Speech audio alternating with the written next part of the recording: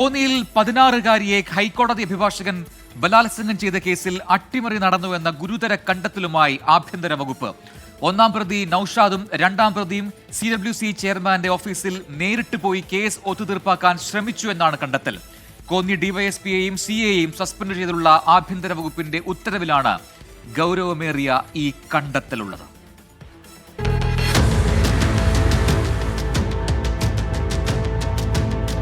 പതിനാറുകാരിയെ ഹൈക്കോടതി അഭിഭാഷകൻ ബലാത്സംഗം ചെയ്ത കേസിന്റെ തുടക്കത്തിൽ നടന്നത് വലിയ അട്ടിമറി എന്നാണ് ആഭ്യന്തര വകുപ്പിന്റെ കണ്ടെത്തൽ.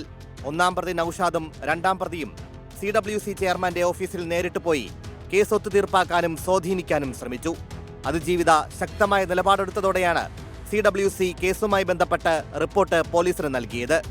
റിപ്പോർട്ട് നൽകാൻ 10 ദിവസത്തെ കാലതാമസം വരുത്തിയതും പ്രതികൾക്ക് ഗുണമായി.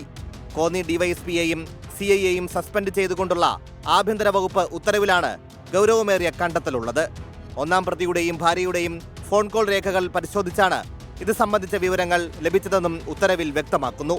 അന്വേഷണത്തിൽ ഗുരുതര വീഴ്ച സംഭവിച്ചെന്നും കുറ്റക്കാർക്കെതിരെ കർശന നടപടി വേണമെന്നും കോൺഗ്രസ് നേതാവ് പഴകുളം മധു.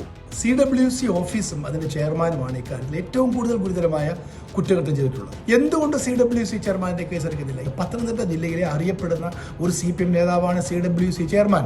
അപ്പോൾ സംസ്ഥാന ഗവൺമെന്റിന് തന്നെ ഇത്തരം കേസുകളിൽ അവർക്ക് താല്പര്യമുള്ളവർ വന്നാൽ അവരെ സംരക്ഷിക്കാൻ വേണ്ടിയാണ് ഈ രാഷ്ട്രീയ നിയമനങ്ങൾ CWC നടത്തുന്നത്. അതേസമയം ആഭ്യന്തര വകുപ്പിന്റെ കണ്ടെത്തലുകളെ CWC ചെയർമാൻ നിഷേധിക്കുകയാണ്. പെൺകുട്ടിയുടെ അമ്മ കാണാൻ വന്നെന്നും അന്ന് തന്നെ ഇത് സംബന്ധിച്ച പരാതി ജില്ലാ പോലീസ് മേധാവിക്ക് നൽകിയെന്നുമാണ് അനൌദ്യോഗിക വിശദീകരണം. 24 പത്തനംതിട്ട.